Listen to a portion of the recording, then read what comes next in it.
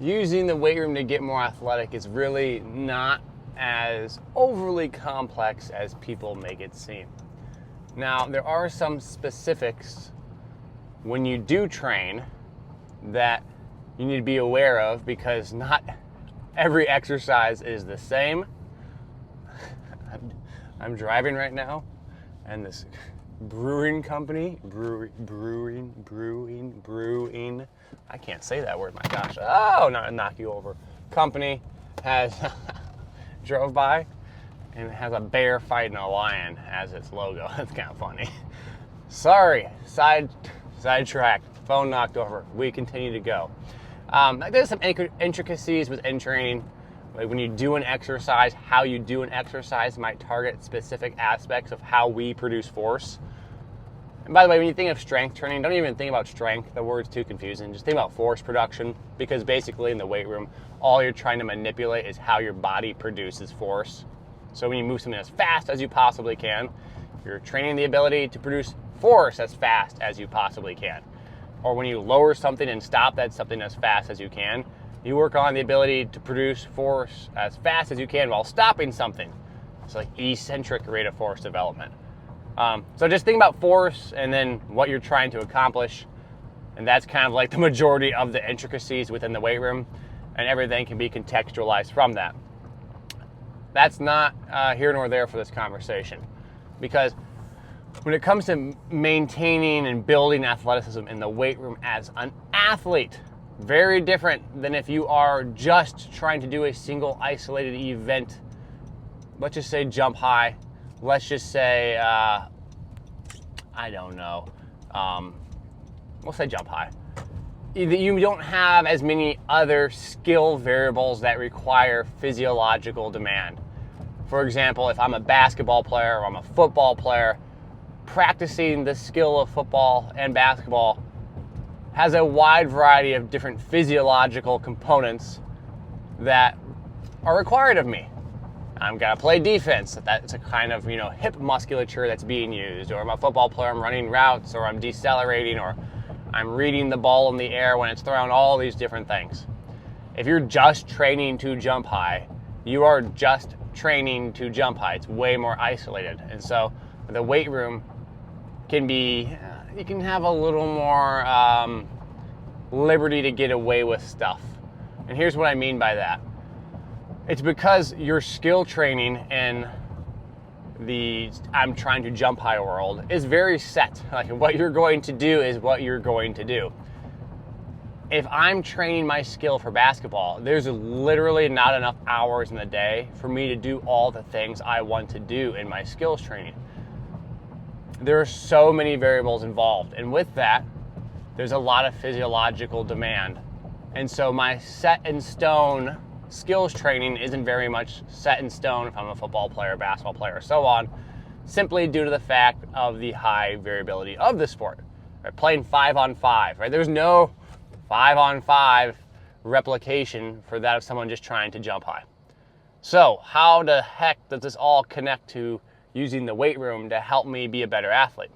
Well, when you are a basketball player, an athlete who is participating in a sport like a field sport, court sport, that requires many different things upon your body to be done in a skill setting, then the weight room itself needs to be looked at as a supplement, something that is supportive.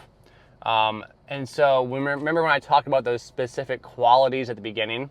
Well, your sport might require specific qualities more so than other qualities. Like, I don't know, if you are working on becoming a quicker defender, maybe you're working on a certain speed of force application, and you're doing that through the skill training, but also in the weight room, you can pick some exercises that do that as well. The moral of the story is what I'm trying to get at, is that in the weight room, you're simply targeting things that you deem important. And if you are an athlete, you'll understand what those are. Oh, I need to get stronger. Maybe general strength is one of them. Maybe I need to have higher rates of force development, so using lighter weights to lift really fast are important. And then I need to be able to do this consistently in a way that doesn't get into or interfere with my skill training and all the physiological load of it all. And that's the crux of it. The reality is, there isn't that much you can do in the weight room, energy-wise and time-wise, every single day, because if you do too much, you're going to take away from the skills training that you want to perform. Because when you perform skills training, you're probably doing it at high intensity, high speeds, high accelerations. And so when you really get down to it, if you follow those guidelines of my training isn't going to get in the way of my skills training, I'm going to train specific qualities that I think are important, and I'm going to save energy so I can do my skills training at high intensity, what's left over is what you can do in the weight room.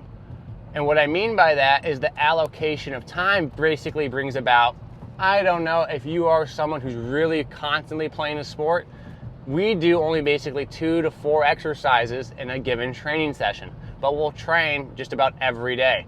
And the way we do that is we just alternate the pattern of movement, squat pattern, a hinge pattern, so we're not doing the same muscles every time, and we have some level of rotation that allows for recovery, but we're not doing a volume, the number of sets and total reps, that's going to elicit so much soreness that it gets in the way of our training. So that alone, you start to understand your program, and what you can do for your program, very simply, is what's left over from the time that you had allocated to your skills training, and then from those leftover pieces, just picking up, hey, I need to do these specific patterns and movements because I think I'm weak in those and that would make me a better athlete. So when you go on social media, you typically see the end product, right? You see the exercise, you see the movement, and then you have to reverse and walk backwards and be like, oh, they did this movement and that movement. Is it for this and that? And it becomes really confusing because basically when you see things on social media, you always see the outcome of a thought process. So you don't ever see the entire thought process. And honestly, you don't even hear the context of that thought process. You don't understand always why an exercise is being used. You don't understand that single athlete's, journey, what they're going through. But you can see the exercise itself, which is great because you can say, oh, that exercise is useful for me in this setting, X, Y, and Z, if I do blah, blah, blah. But what's dangerous about that is the fact that, oh, I see this exercise, I don't understand the context of this exercise, I see this person jump high, I'm gonna apply this exercise. And then you scroll a little bit more and then you go, oh my gosh, wait, should I do this exercise instead? This person does this exercise, they jump high, well, I'm gonna do that exercise too. And then you keep scrolling, and next thing you know, you have 30 different exercises you can pick from. And now you're stuck trying to figure out, well, are these exercises really that different? And you go, they're not really that different. They all kind of work the same thing. And then you're stuck again and being like, oh, but how do I program all these exercises? They're all kind of the same, and they're all kind of useful, but they're all a little bit different. And there's 30 of them, what am I gonna do? See, you're working backwards from a root cause. It's like trying to solve the problem of gravity by analyzing how every single object falls versus understanding that there is a Newtonian explanation of gravity, force equals mass times acceleration, or there's actually a little bit of a different one when you're talking about gravity on Earth, falling the old Apple thing, G to some, not physics expert, but the idea is that if you just understand the basic mathematics of gravity, you can calculate how fast any object is going to fall. So instead of having to test every single object and then work backwards and say, okay, well, all of these objects fell at this speed, you could just know the equation and then from there be like, okay, wonderful, I know that any object is going to fall at this speed in a vacuum. Same thing with strength conditioning. If you understand the principle of it, you understand, okay, now I can apply this principle to any exercise. So I don't need to take every single exercise and try to sift through it. I just know all of the principles I can apply to any exercise to understand it. So I hope that makes sense. I just pulled up to the gym, a little bit of a rant. I hope that, helps you guys out a little bit. Appreciate y'all.